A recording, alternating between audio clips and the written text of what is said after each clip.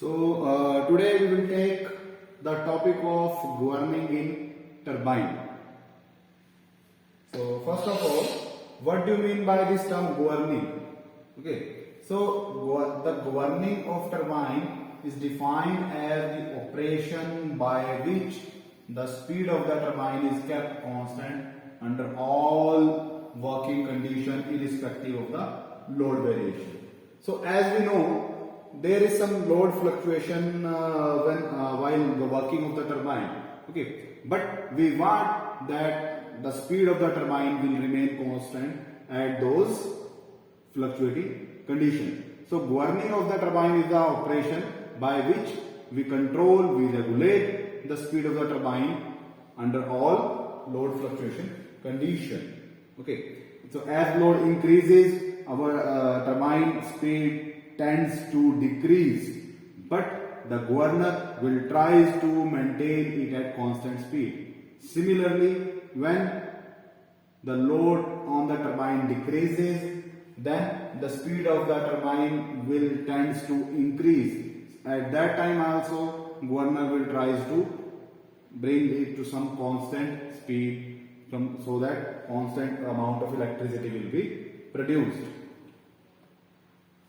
So the governing of a turbine is necessary as turbine is directly coupled with electric generator, which is required to run at constant speed under all fluctuating load conditions. So we require a governor to control the flow so that the shaft of the turbine which is connected, which is coupled with the generator, will get a constant speed under all load fluctuation, and it will be able to produce electricity as our requirements. So it is done automatically by means of governor, which regulates the rate of flow through the turbine according to the changing load condition on the turbine. So there may be two ways to control, to regulate the flow, either manually, but manual is not possible in our power plants. So in power plants we require a governor which works automatically according to load fluctuation. So this, by means of this governor, we regulate the flow, rate of flow through turbine during changing of the load conditions. So the governor is used in hydraulic turbine should be very strong as it has to deal with the water coming at very high, large force and in huge quantity. So in our turbines we have water which is coming out with very large force and very huge quantity we have. So the governor we will use should be very strong to deal with this. Okay, so the governor should be very strong.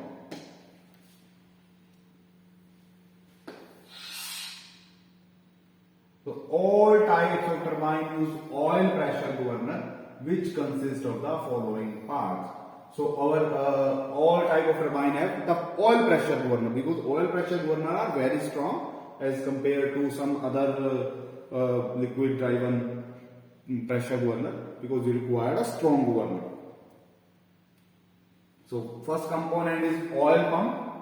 Oil pump we can also call it as a gear pump, which is driven by the power obtained from the turbine. So turbine will produce some electricity, some power. So that power, some power out of that we will use to drive this oil pump. So it supplies oil at high pressure, because our governor is the oil driven. Okay. So oil pump are there, which oil pump are the part of your governor system. It takes the energy from whatever the energy produced by the turbine or our electricity. Then second part is the servo motor, that is also known as the relay cylinder, which consists of a cylinder in which piston reciprocates under the action of the oil pressure. Now that oil pump will supply some oil, and due to pressure of that oil there is a piston which reciprocates inside a cylinder. Because of the pressure of this oil, the piston reciprocates in the cylinder, that cylinder is known as servo motor and relay cylinder. It is connected at both ends with the distributor valve through the pipeline. So this servo motor has two ends. So from the both of the end, it is connected with some kind of distributor. This kind of servo motor able to work from both of the direction. Okay, how this can be possible? We will see in the diagram. Okay. So the distributor will divide the oil from which direction the oil has to come in the servo motor. So the distributor valve or control valve or relay valve which slides whenever load changes and thereby allows the oil to go in the either side of the servo motor. So due to the load fluctuation, sometimes load is high, sometimes load is low. Okay, so this distributor valve allow the oil to go from either side from the direction according to the load condition. If load condition is low, the oil is coming from one side. If load condition is high, the oil is coming from other side. So that is decided by the distributor valve. Okay, so piston will reciprocate in one direction, piston will reciprocate in the other direction due to this distributor valve. Okay, this distributor valve is also called as the control valve, also called as the relay valve, which will decide. So this is the third part of our governor system. And the last one, this is not last actually, the one more part we have is the centrifugal governor.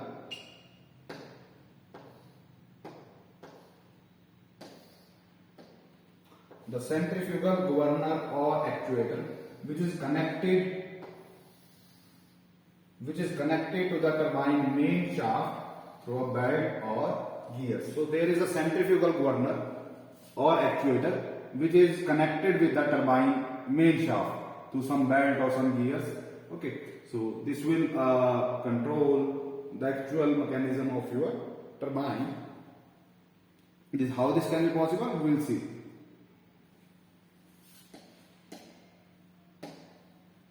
So now first of all we will see about the governing mechanism in case of the Pelton wheel. This governing mechanism in case of Pelton wheel. So how the governing is possible in case of this Pelton wheel. Okay, so governing is possible in the Pelton wheel with some kind of governor. How this we will see. So in Pelton wheel turbine, the quantity of water supplied by the nozzle can be regulated by spear regulation method. We call it as spear regulation. Okay, we already know this thing. In Pelton, we have a spear, and your spear can able to move forward and backward, and due to that, amount of water, which is imparted on the turbine will be controlled. Okay, we already know this thing. So it consists of a nozzle. Your Pelton wheel consists of a nozzle in which spear moves to and fro by the action of servo motor. Now this movement of spear is controlled by the action of that servo motor. The cylinder we have, the piston is there in the servo motor and controls the quantity of water at changing demand. So as demand is changing, as more water is required, then piston will move backward. If less amount of water is required, the piston will move forward, which controls the flow through that nozzle. This movement is useful when the fluctuation in load are small. So this movement of the spear is this type of movement control by this servo motor are mostly useful when this load fluctuation are small. But when the load fluctuation changes suddenly, a sudden change in the nozzle area cause water hammer in the penstock. But if this process is occurring suddenly, okay, so sudden change in the flow area due to the spear movement will cause some water hammer effect on the nozzle. Therefore, a simple regulation system is not used in modern turbine severe fluctuation in the load are sudden.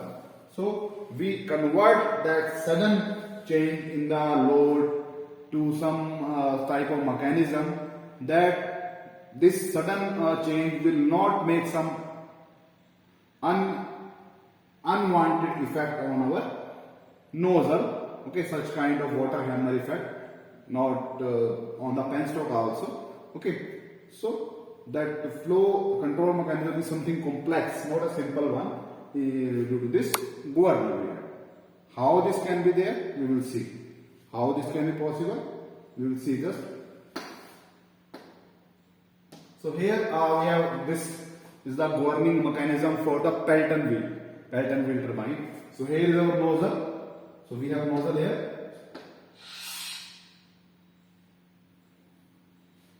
So we have nozzle here. This is our nozzle, and here is the spear in the nozzle.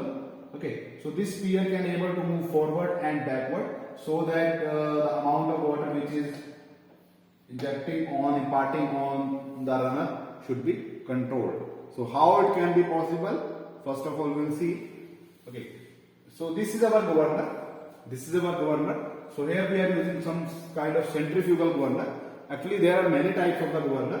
So the description and detail about this governor you should learn in the theory of machine subject. Okay. But I will only describe the part which is required here. So we are using centrifugal type of governor. So what governor does? Let's suppose we have. Let's suppose, okay, just a minute. Let's suppose we have very less load on the governor. So load on the governor is low. Okay. So now during this small load, we have this fly balls here. We have two fly balls here. So when load on the governor is low, okay, so this governor will able to rotate. This governor will is always rotating. Now, when load is less, so this fly ball will rotate at very high speed, and due to this high speed of these fly balls will goes on expanding. These try to expand their area, try to expand their size on both of the sides, because in the movement the rotation of this fly ball is very high. Okay, so due to that this sleeve will move upward, because these are expanding, so this sleeve will move upward. So as this sleeve move upward, so here we have the lever. Here we have one lever which is resting on this fulcrum. The lever is resting on this fulcrum. Okay, now when this sleeve move upward, okay, this sleeve move upward, the movement of this lever is also on upside here, and here it is downside over this fulcrum. Okay, now due to that, this piston here which is connected with this lever, then the piston rod control valve we have. Okay, so this relay or control valve or piston we have, this will move downward and it blocks this way. This will move downward and block this way, and similarly this piston will also move downward. This piston will also move downward, and this V2 way is open. Now this V2 way is open. So any extra, when this move downward, so any extra air or some oil we have, so that will be through this pipe, that will be goes to the oil. Okay, so any extra oil or any air we have, so that will be going here, and will pressurize some oil to enter in this valve. Okay, because this, so any extra oil which goes down, it pressurizes to this oil in the oil sump, and this will move on the upside, and through this valve that will be entering this relay cylinder. So oil which is entering in this relay cylinder, now as this pipe is open, so that will be goes here.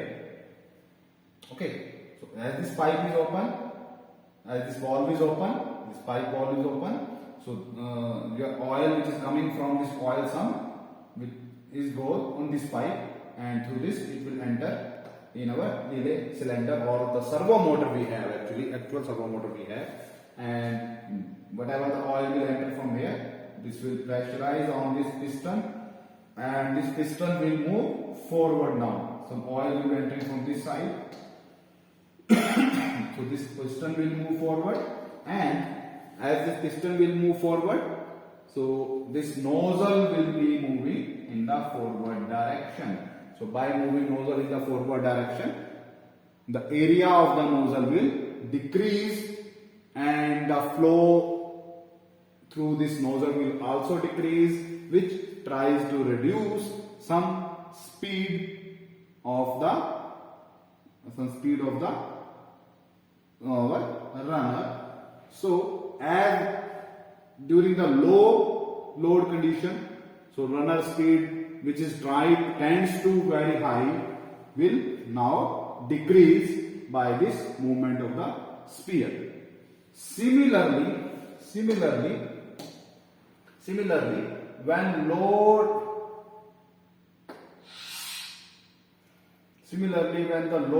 on this governor is high load is there, it will pressurize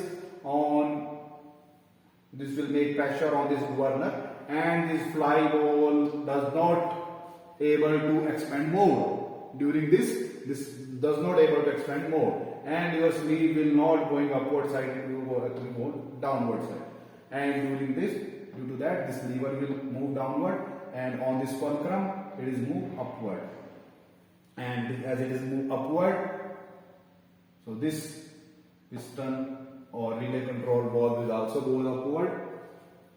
Upward means this will open this space.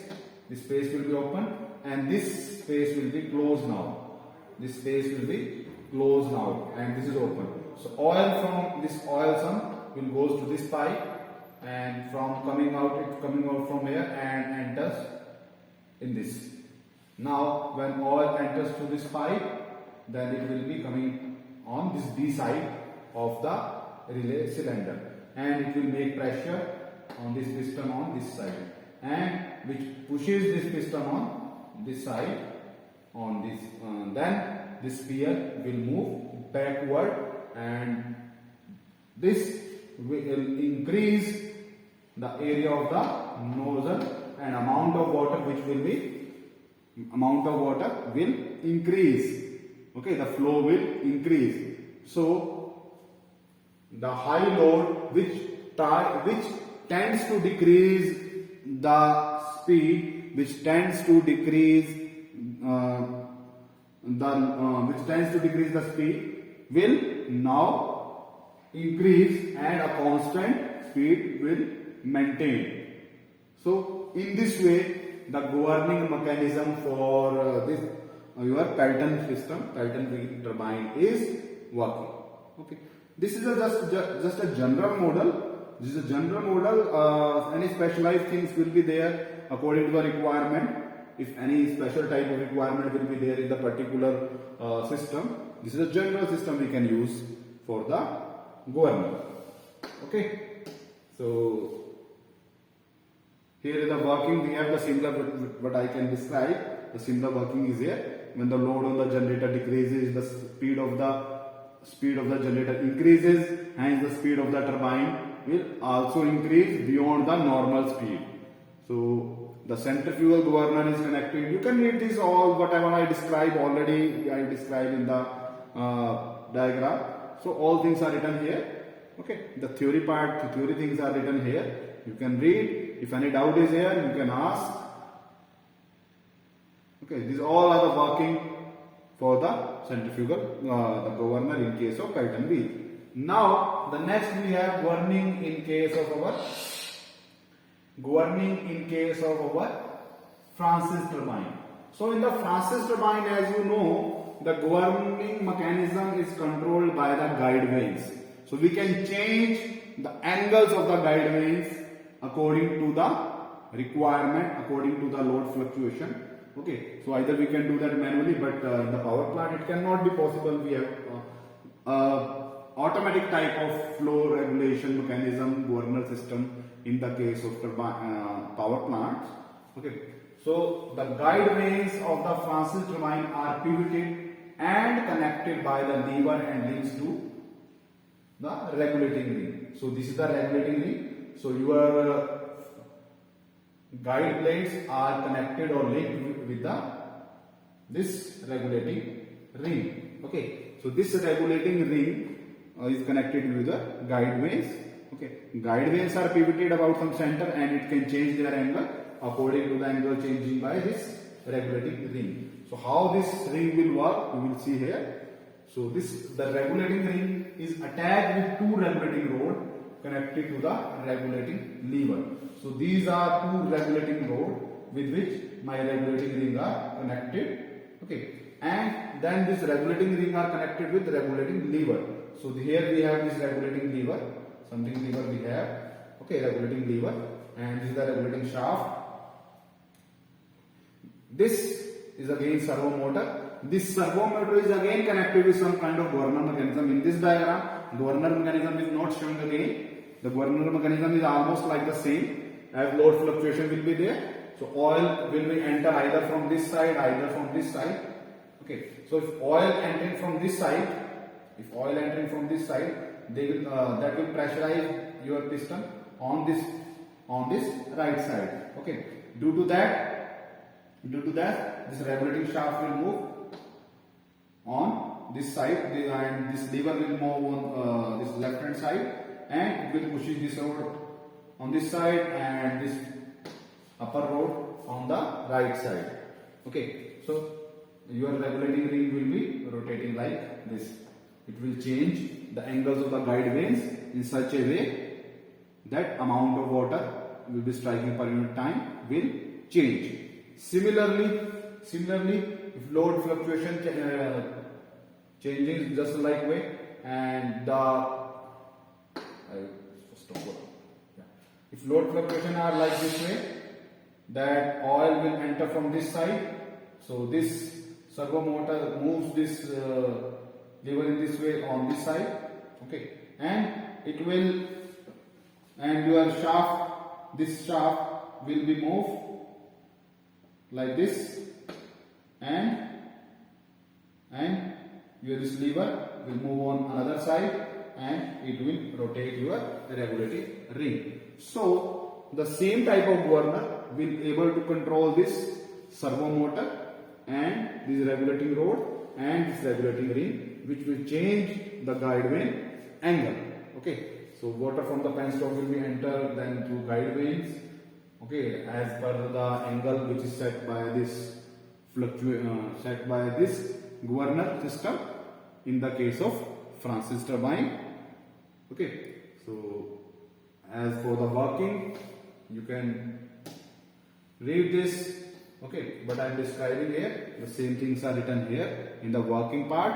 So you can read this working. If there are any doubt, you can ask me about this. So this will be about your governing system, governor mechanism. Okay. So if any doubt is there, you can ask me again. Thank you.